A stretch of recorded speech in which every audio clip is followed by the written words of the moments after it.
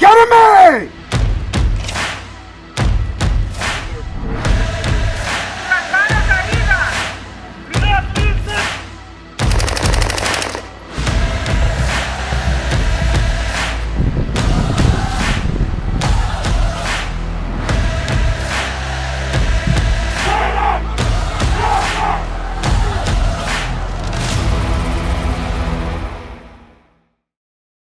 Hello again, everybody, and welcome back to What's Important Now, the podcast from United States Border Patrol Academy. It's been a tough, really 2 years for the men and women of CBP, law enforcement, and indeed the entire country. We've been dealing with a massive pandemic. It seems like we've been wearing these mourning bands more than we haven't, especially this year. We've lost a lot of brothers and sisters that didn't need to be lost. And I say that because out of all the ones that we've lost, thus far this year, 11 have been to suicide. And what it did, it really called into question for us the importance of our mental health and what we're doing to take care of our brothers and sisters that are out there. And having done this for 25 years, I can tell you that only recently in our history have we started to emphasize and give importance to the idea of mental health, not just for us, but for our families. And I'd like to say that we've made great strides, but we also have a long way to go. And recognizing that, we've started to involve professionals, people who are trained, educated, do this for a living, and have a tremendous passion for helping others. And we have one such person with us today. We have Miss Shannon Mosley from Loyal Source.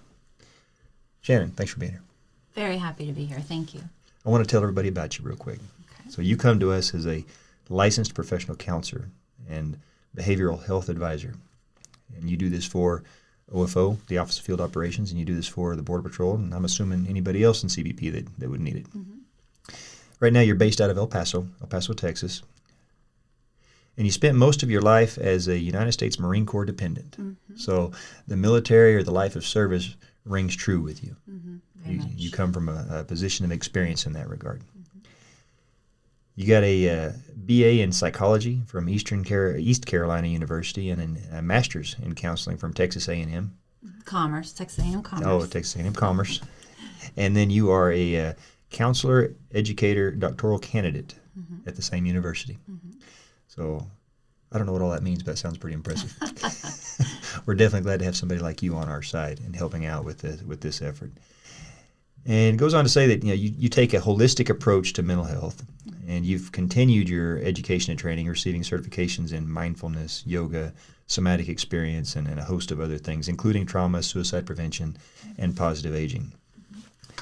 I want you to talk a little bit about what is Loyal Source and what does it do for CBP specifically. I know there's a couple different things that it does right now, and they're entirely different from one another. Mm-hmm. Start off with that. Tell us a little bit about what you do in each of those areas and how they differ. Mm-hmm.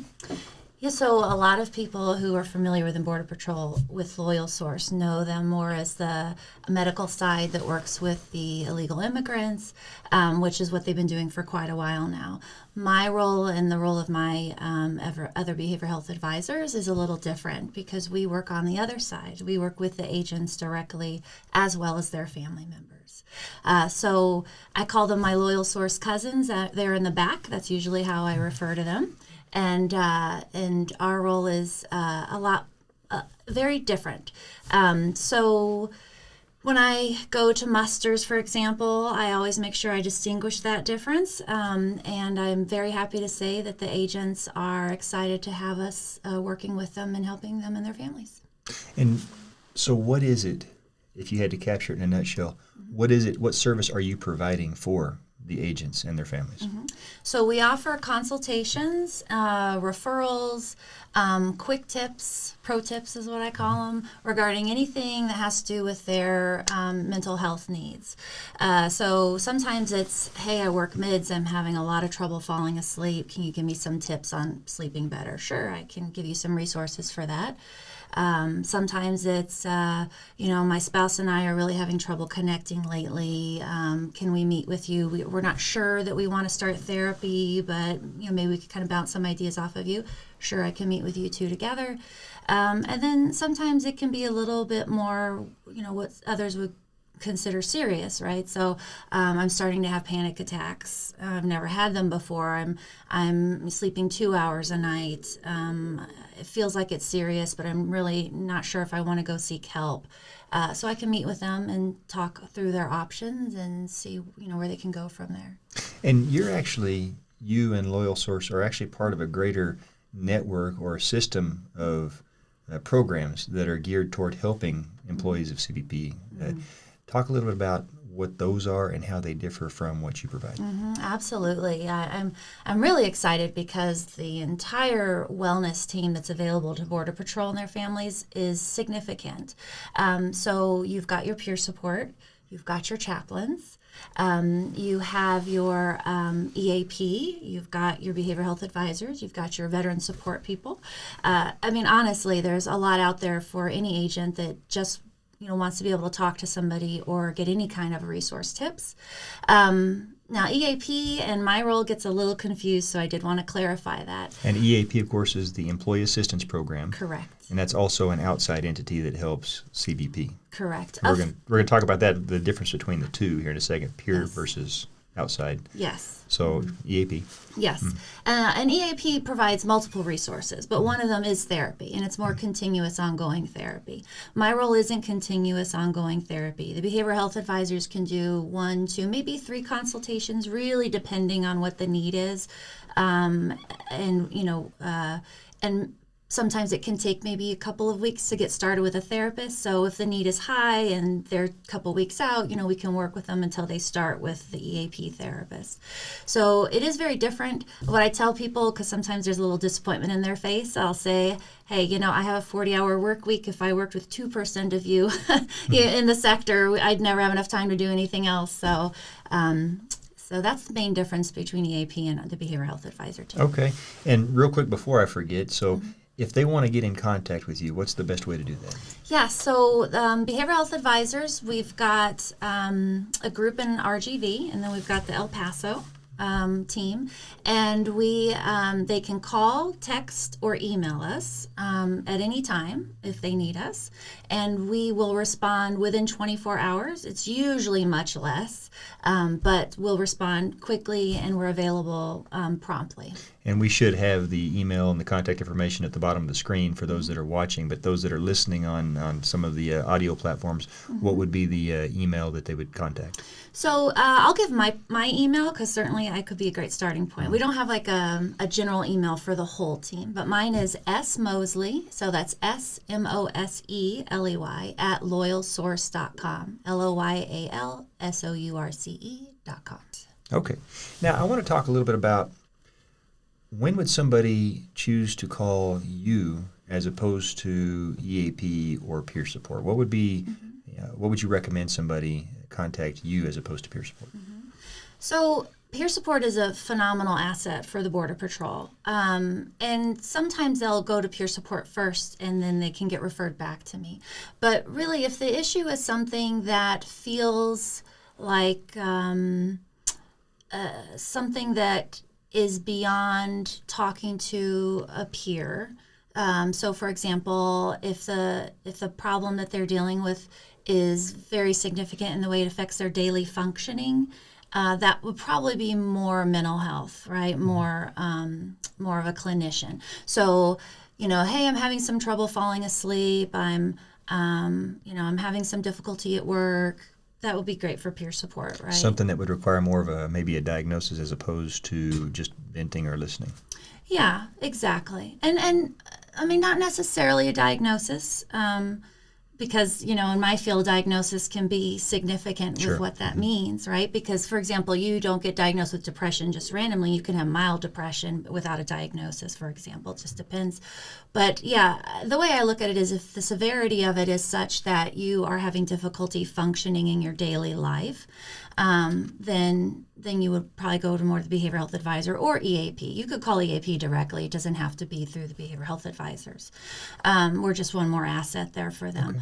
But peer support is really good. They're very well trained. They're also helpers. They love what they do. And they are educated enough to be able to know when to refer. And they do refer to me sometimes as well. So I want to talk to, so just to point out to everybody, and so peer support, veteran support program, chaplaincy, EAP, Loyal Source now being added to the mix. I just listed 5 really good, really solid programs that are now available for our brothers and sisters out there that I can tell you did not exist when I came in.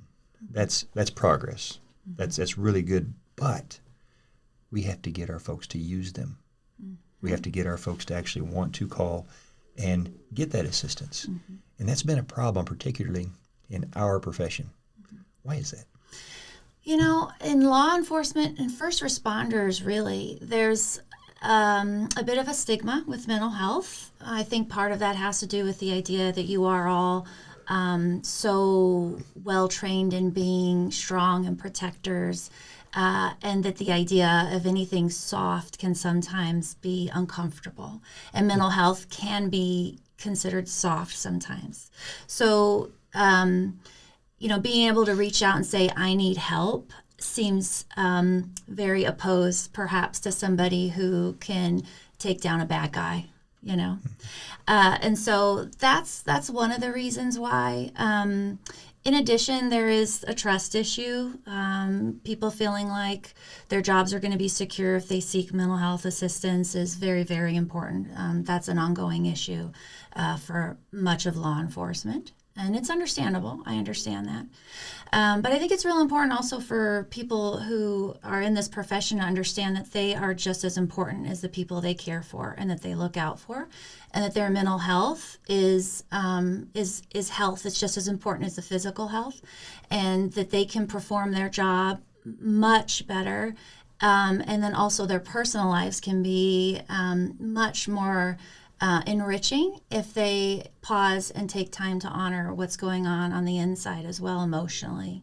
I think you said something very important right there. You need to equate it as being as important as your physical health. Yes. So you have to invest time, because certainly there's a lot of folks in our profession that devote a lot of time towards our physical health. Oh, yeah. Stands to reason we should do the same on the inside as well. Absolutely. So I want to put that stigma to rest.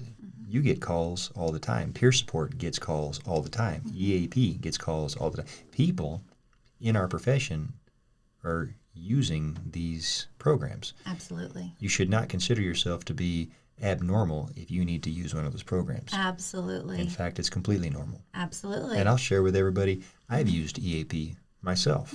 I think it's something that it's a great asset. It's a great resource out there, and we shouldn't feel bad about using it in a time of need, because we all need help from time to time. We all need help from time to time. No one is immune. Absolutely. So great points. I want to talk about the law enforcement profession, the first responder profession specifically for a moment, and why we need to maybe pay a little bit more attention to our mental health based on the things that we see and the things that we do. What separates our profession, our community from others? Yeah, so I'll just start off with saying in law enforcement, the rates of post-traumatic stress are higher than the general population. And I also mentioned, those who served in the military, it's higher. So if you're prior mil as well as in Border Patrol, statistically, you have a little bit higher risk of some trauma responses. And that's not because you're a weaker person. Oh, no. It's because of what you've been through. Absolutely. What you've seen. Yes, absolutely. Absolutely. And I do want to add a little caveat, because we do talk a lot about trauma, and I'm going to continue on that path a little bit. But my caveat is, the percentage of people, so if it's about 10% for law enforcement, I don't quite know the number for Border Patrol specifically, but it's higher with law enforcement there. Maybe 11 to 15% for veterans of the Gulf War, 30% for, the veterans of Vietnam War, so it depends on the war, these types of things. But note that there's still, the majority don't develop those symptoms, right? Sure. Don't develop post-traumatic stress. And I think that's really important too, because sometimes people feel it's inevitable, and it's not. So so that's my little caveat there, right? Understood. Makes sense. But the compound trauma is really the issue with law enforcement. That and the difficult shifts and how that can affect the family life as well. But compounding trauma, you all see things that humans should never see. And then you see it again, and then you see it again. And that I need to be tough and strong, so I'm just going to deal with it. I'm going to use humor to cope. That's often what I hear with the agents. I was going to bring that up. Oh yeah, all the time. And I'm not opposed to that. I've been asked that a few times.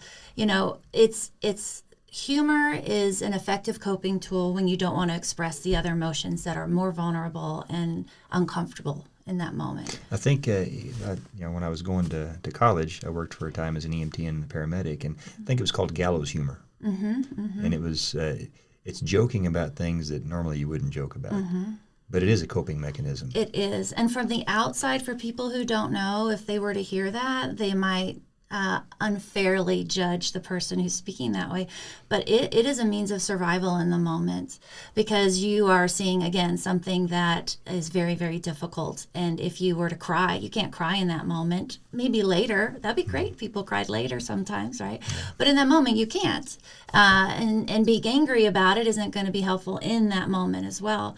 But you being able to joke and laugh it off and distance yourself from the thing that you've seen is very important for your mental health capacity and to get through it in that moment. So I can tell you, I remember doing that even as a Border Patrol agent in my younger years. Is, in some way it kind of made that not as realistic and easier to deal with whenever when you would joke about it, or when you would say something that, talking to your peers about, making fun. And anybody on the outside that hadn't been in that situation or felt what that was like would probably think that was insensitive. But in fact, it's just, you said it, what you see or what you deal with, death, extreme hardship, being scared for your life. These are things that a person has to find a way to get past so they can continue on. And there's only so many ways we can do that. And up until very recently, these outlets, like yourself, weren't there for us.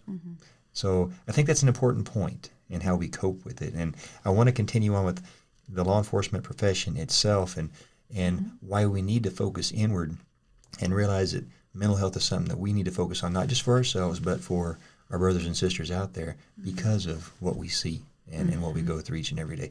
It's not just the trauma per se, but this is a very polarizing and political climate for all of law enforcement right now. There are people that really, really love us, and there are people that just despise us. And that can be a hard thing to deal with, because at the end of the day, no matter what they feel about us, we are expected to be the exact same and treat everybody the exact same. So it seems counterintuitive that we want to put our lives on the line and help somebody who would just as soon let us die. Yes, yeah. So, and that is a stressor for sure. I hear it from the agents too. It can be very stressful. All of what you said, being able to function in your role as a Border Patrol agent, knowing that the people you interact with might, I'll use your word, despise you, is very challenging, because you are, I guess I can't say it. I tell everyone, you guys are badasses, right? I don't know if I could say that or not, right? You are. That is who you are, right? Then your job. But you also are human, and you feel those human emotions that everybody else feels. And that can be really frustrating to know that you're not being appreciated for all of what you give, because you sacrifice greatly for this country and for what you're doing. Very much sacrificing. So, and I bring that up because I'll tell you one good example for me. We just had L.A. County Deputy Sheriff Claudia Apolinar here. She visited with our trainees and in fact did a podcast here. And she was recounting her events when she was shot. And the part that stuck with me is there were people that were videoing with their phones that were mocking and yelling obscenities. And then when she was in the ambulance being taken to the hospital, there were people blocking the entrance to the hospital chanting, "Let them die, let them die." That was terrible, and as I watched it, and probably like everybody else listening, it made me angry, just absolutely angry. But you know what her approach was? She says, you know what? That does not represent the majority of the community. I don't believe that those folks represent the majority of the people of this country. And in an instant, she wants to go back to doing this job, and she would gladly put her own life on the line to try and help any of those folks, no matter what they felt about her. When you see somebody of that caliber, and I see them all the time in the Border Patrol and in CDP, all of our partners out there, you can't help but want the best for people like that. And it makes you mad to see people treat them or think of them in such a negative light. That's what I mean when I say there's more to it than just the trauma of the job. It's the environment that we find ourselves in sometimes that can contribute to mental health issues. Absolutely. Yeah. And that's so challenging. Yeah. I felt angry just by you describing it to me. I didn't even see the video. Yeah. And so that affects us. And so we need to find a way, an outlet. And so there are these different avenues available to us. And I've had it said in our veteran support program coordinator, Agent Gale, he brought it up when he created the veteran support program that sometimes it's better to talk to a peer. You talk to somebody with the shared experience. And he uses the term veterans need to talk to veterans. You know, law enforcement talks to law enforcement. What does that do for us? Why is that such an important piece in coping in mental health? Why would it be more comforting? And this is a softball question. For example, for me to talk to another Border Patrol agent if I'm having an issue. It's the understanding, not having to explain. When you make a statement about something you've seen or experienced, they get it. They get it right away. They understand. And that's a type of connection that you can't get outside of that kind of community. It doesn't mean that people don't care, or who haven't lived that life don't care, or can't connect. But it's very, very unique to be able to talk to somebody and say, when I went, I was on swings and this is what happened, and they totally get what you're saying. I banged in the other day. I learned that term recently, so I had to use it. For those that don't know, swings refers to the swing shift. That's usually the 2 o'clock to 10 or midnight shift, and then banged in means I called in sick. You know, it's the jargon. It's the slogan of the profession, right? By the way, one of my favorite things about Border Patrol is your unique culture and jargon. Yeah. It takes a while it's almost like a separate language unto itself. It is. It's a lot of fun, though. Well, I bring that up about talking to one another more for the families, because there are families that are at home that may wonder, why are they talking to the coworkers and they don't share these things with me? And it's simply a matter of relatability. Is that a fair statement? It is that, and also there's also a level of wanting to protect the spouse, the significant other, the children from the trauma that they're experiencing. They don't want them to see how ugly the world is. They're just trying to protect them. So there is a lot of that. I talk to agents sometimes because there's difficulty sometimes when they get home, right? And maybe they just saw a horrible incident, they had a rollover, dead bodies, whatever that is, and then they go home and they've got kids running to them, daddy, and not just daddy, we've got our 5%ers, but hey, you're home, and they aren't emotionally ready. They aren't open for that yet. They're still very raw from what they've seen. So communication is very, very important. Communicating with the spouse, like, hey, I just need 20 minutes alone. I'm going to take a long shower. I'm going to go sit on the back porch. I just need 20 minutes alone, and then I'll be ready to talk, or whatever that is. And then for the spouse also to understand of giving that space when it's needed, and also communicating their own needs, right? Sure. So sometimes it's the spouse is, I've been home all day with the little kids. I need to talk to an adult right now. So that's okay to have that need, but it needs to be also expressed. So when you come home, you get 30 minutes. This is just a general example. Take 30 minutes, I'll keep the kids quiet, or we'll go outside, or whatever that is. And then I'll need 30 minutes of just talking to you, please, where you're paying attention to me, you're not looking at the phone or television. And you negotiate whatever that is for you, and then you do it and you make it a priority. That's what's really important, is communicating your need and also being respectful and understanding that. So for the support to the Border Patrol agent, it's important to know that they are oftentimes just trying to shield you from the horrible things that they've seen. And it doesn't mean daily that they see horrible things, but I'm going to tell you, working with Border Patrol agents, they are exceptionally resilient, very devoted, and stellar professionals. And in being those things, they do their job well, and then they also take care of their family in that way. And they try to separate that for that reason. So I think that's great advice on an entirely different front, because as you know, the divorce rate in law enforcement, and especially in the Border Patrol, is quite high. Yes. And I think a lot of it can be attributed probably to that lack of communication. Yes. And what you just laid out is gold in terms of this is how you can take care of one another and meet each other's needs. And it all starts with that communication that we're not always good at. Just not. Right. So let's switch to the families now, because as I like to remind all of the trainees, they are on this journey with us. They are part of this shared experience. And when we're going on that roller coaster ride, when we're experiencing those highs, they're right there with us. And whenever we're experiencing those lows, so are they. We have to take care of their mental health as well, because their role in this is so critical. They are the ones that send us out the door each and every day to do this job. And I've said it before, you can have chaos at work and be just fine as long as everything is okay at home.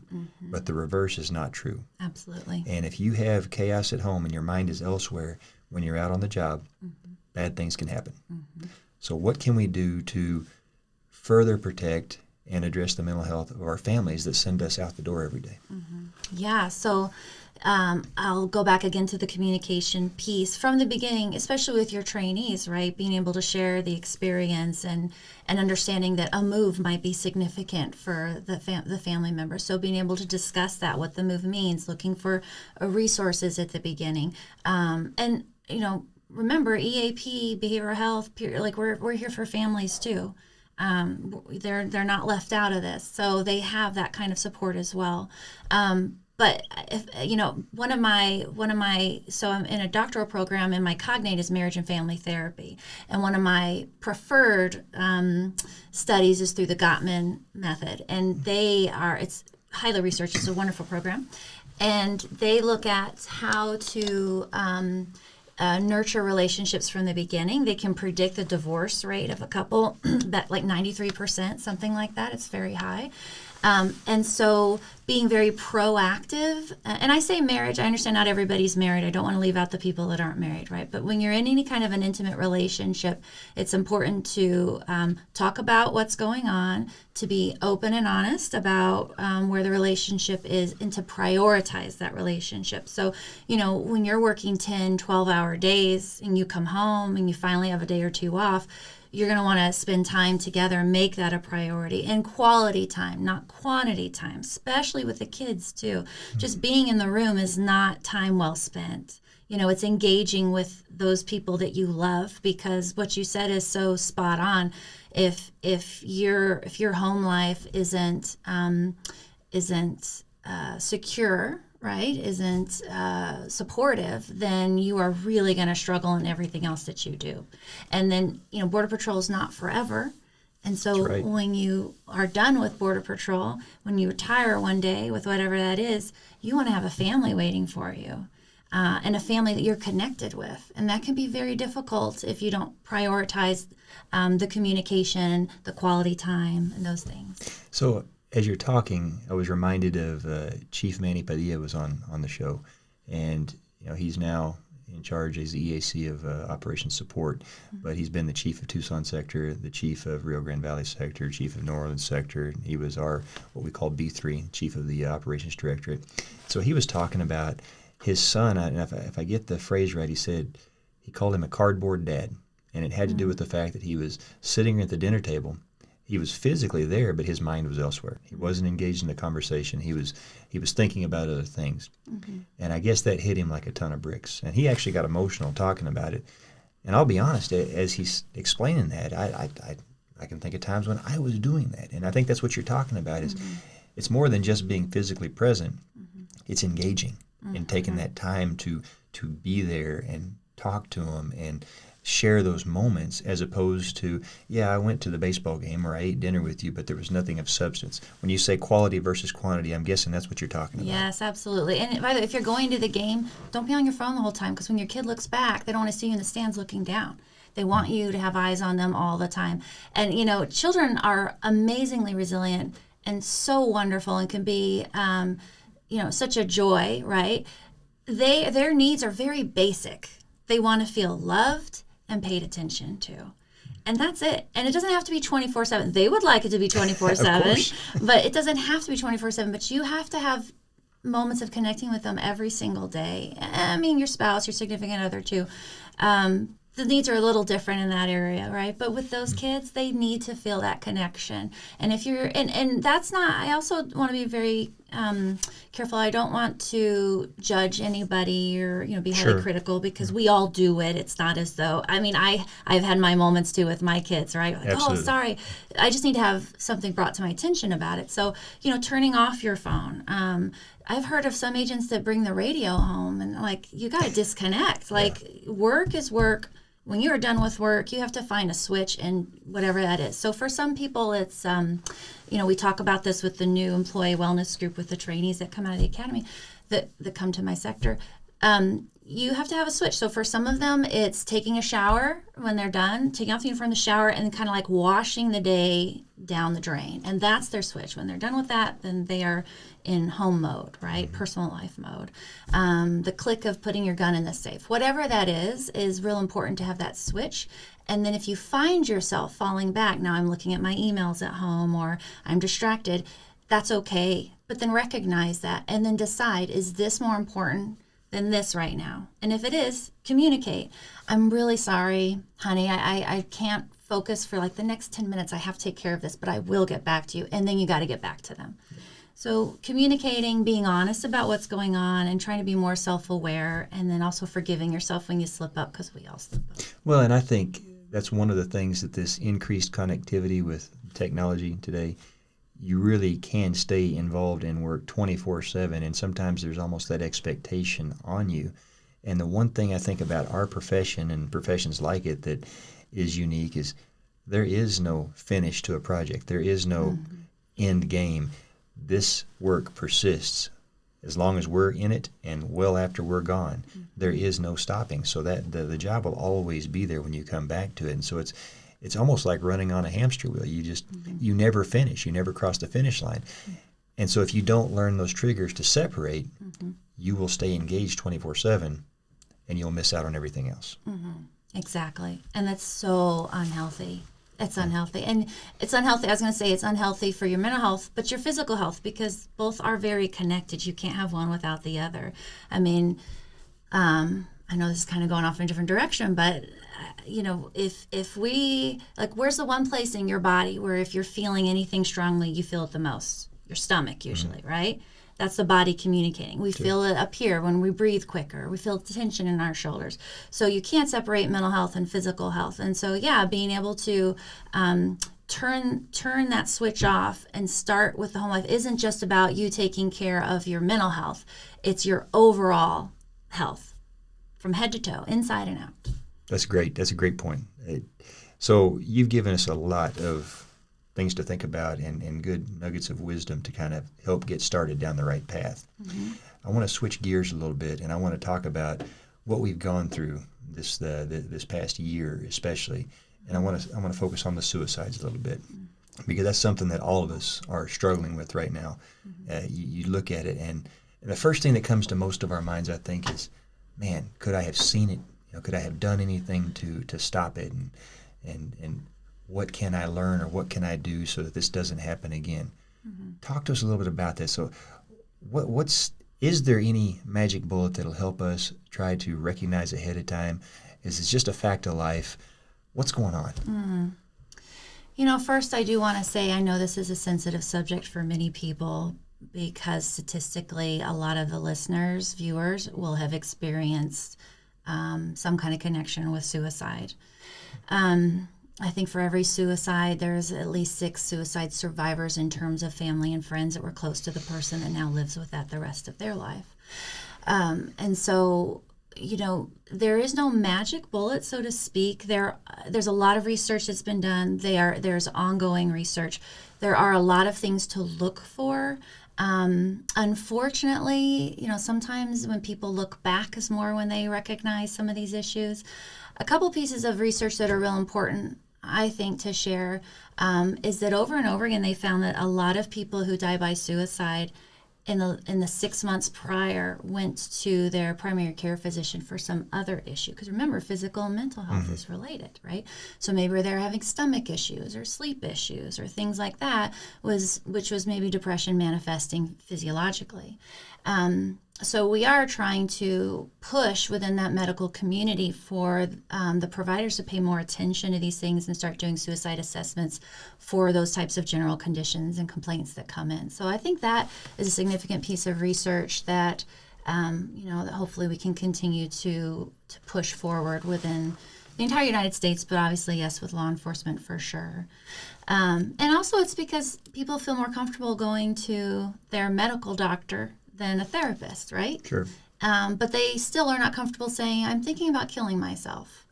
But if you ask them, that's where you can oftentimes get the answer. It's not that they'll lie. Some people won't tell you, but the vast majority, when you ask them, if you ask them straight, not a wishy-washy, have you ever thought about maybe kind of hurting yourself? That's not the same thing, because that could mean other things. Like, have you thought about killing yourself? Have you thought about taking your own life? That can open up the answer that you need. So that's one part of it. The other part is, that stigma is the stigma is killing people, to be perfectly honest.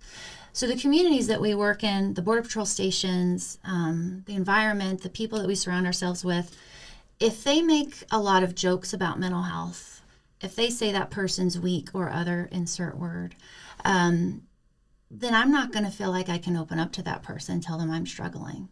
If we make jokes, and I know people don't like this, but I'm just going to say, like, if we say, oh, that person's so bipolar, okay, now I know that I'm not going to share that I'm struggling. Maybe I have bipolar disorder. It makes it a negative thing. Exactly, yeah. And so it's important that we create an environment where people can reach out for help and not feel like they're going to be demoralized for it. And that is on all of us, because we all can do that. We all don't have to be mental health professionals, but we can all create an environment that's more supportive. And and it's a little bit, there's a lot of stats that you can talk about. People who are approaching retirement are at higher risk, for example. So we already talked about militaries at higher risk. So there's certain things where people, age groups, you look at minority groups are at a higher risk overall.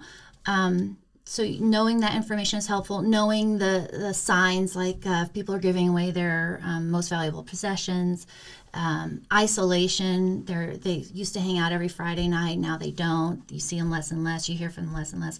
All of those and all the other signs are helpful to know, to look out for. But in the end, when we're in relationship with somebody, we're not always very aware of those things. It doesn't jump out in our mind, because how many people say, I would have never thought that person would have done that? And when you say relationship, you're not talking about a marriage relationship. You're talking about a friendship. You're talking about a coworker. A coworker, absolutely. You get used to that person being around, and you pay less attention to the nuances, maybe. Because it makes us feel better, to be honest. That's the psychology behind it. Because if you can do it, then I could do it. And that's scary. And I don't want to think about that. So you would never do that. So you said a couple nuggets here I want to revisit. So I think, is it safe to say hindsight is always 20/20?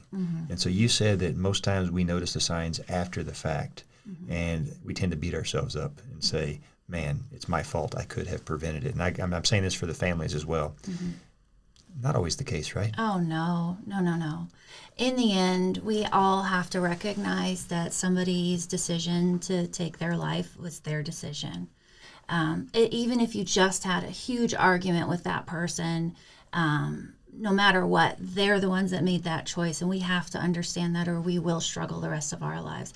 By the way, I do want to mention that the children of people who die by suicide have a higher rate of dying by suicide as well, too, because of that kind of thing. So it's very important for survivors of people who die by suicide to get mental health treatment if they're struggling with any kind of guilt. and to recognize it is never, ever, ever their fault, ever. And I heard you say one thing that I'll tell you, I had never heard it put this way before, and that was one of the best things we can do is to create an environment where it's okay to seek help. And you talked about how we don't want to make fun of a situation like that. We don't want to ridicule somebody as being weak or make it a negative, because that makes it where somebody doesn't feel like it's okay to talk about it. So in addition to all the other things that we have been told that we should do to try and prevent this, I think that's a very key point that I've never heard before put that way. It's on all of us to create an environment that makes it okay and safe to talk about. They may want to come talk to you, but they may not feel like they can because you have just made it into a negative thing. Exactly. And I should also say, I talk to people, more senior agents, who are pretty hardcore sometimes, and yet when I talk to them, they have their own trauma. They're struggling too. So even the ones that maybe seem less approachable or that might make fun of you, it's kind of like the bullying, right? The bully is usually the one that's also going through their own horrible experience, right? And so they take it out on. It's the same kind of thing, perhaps. The person who makes the most fun or who is less supportive may have gone through or going through their own thing, their own experience, right? And they're struggling and they don't want to have to open up, so they're going to make fun of you. A little bit of that sometimes. So, and you kind of talked about it or alluded to it earlier, and it was a very blunt, are you thinking about killing yourself? But we see the warning signs, we see it in somebody that we care about or that we know.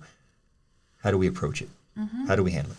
Yeah, good question, really. So if you have any concerns and you feel comfortable enough with that person, say something like, hey, Chief, I've noticed that you aren't, as go-lucky as you used to be. You used to, walk in every morning on top of the world, but I've noticed the last couple of days it hasn't been that way. Is everything okay? How can I help you? So just kind of open up with your observation and letting them know that you care. And I hope it's okay to use as an example. Sure. And then if their response is still concerning to you, or even if it's not, even if it looks like they're just, oh, no, I'm fine, it's not a big deal, to say, okay, I just want you to know that I may not know the experience you're going through, but I am here for you to support you with whatever that is. And then if you get to the point where you are concerned about them harming themselves, again, you want to be direct about it, because it's easy to say no if the question is not direct. So are you thinking about killing yourself? Have you had thoughts about killing yourself? Not just about dying, not just about harming yourself, because that could mean other things. Well, not dying, but harming, right? So you want to be very direct about it. And that is one of the most challenging things for people to ask directly. When I do suicide prevention training, there was one I used to do when I worked somewhere else where you would role play at the end, and you would have to role play asking that question. And even knowing that it was a role play, people struggle saying those words. Putting those words together is very challenging. And I should also say, as a therapist, as a new therapist, we have to practice that as well, because it is very difficult from someone right out of school to be able to ask that question too. And we're professionals, and we still, it can be very scary because, oh crap, like what do I do when they say yes? Wow. Right? So, interesting. Yeah. That's and it makes sense, because that's a hard thing to, because it lays it bare. It's out in the open. And at that point, you're committed, you're confronted with it. Exactly. Wow. Exactly. Interesting stuff, Shannon. Thank you so much. So you have the entire law enforcement community out here that's listening, all of our agents, men and women out in the field right now. What do you want to say to them? If there's anybody out there that's struggling, having issues right now, or somebody's looking for help to try and help somebody else, you have them listening. What do you want to say? First, I want to say thank you. Thank you for what you're doing. And please don't ever feel that being a helper means giving more of yourself than is needed. So what I mean by that is take good care of yourself, monitor your own emotions and experiences, and stuffing things aside and assuming that you can tend to it later doesn't work. That's not effective. It just builds up and it comes out sideways sometimes. And be active in engaging with the people that you work with. So you kind of know them a little bit better, if possible. I know we've got our introverts and our extroverts, but you work with people closely. It's usually on the same kind of schedule. So just kind of pay attention and try not to make fun of mental health. Try to recognize that it's important and express it. And just be very supportive of the people that you work with. But please take good care of yourself. Please take good care of yourself, because we need you. The country needs you. Your family needs you. But you have such an important purpose in working in law enforcement, and it's very valued, even if you feel like it's not sometimes by some people. It is very valued and very important, and we need you. And we need you to be well mentally and physically. Well said. Shannon Mosley, Loyal Source, thank you for being here today. Thank you for having me. Ladies and gentlemen, that's going to do it. Thanks for joining us again from the United States Border Patrol Academy. We'll talk again soon. You keep your heads up out there, take care of one another, and stay safe. Honor first.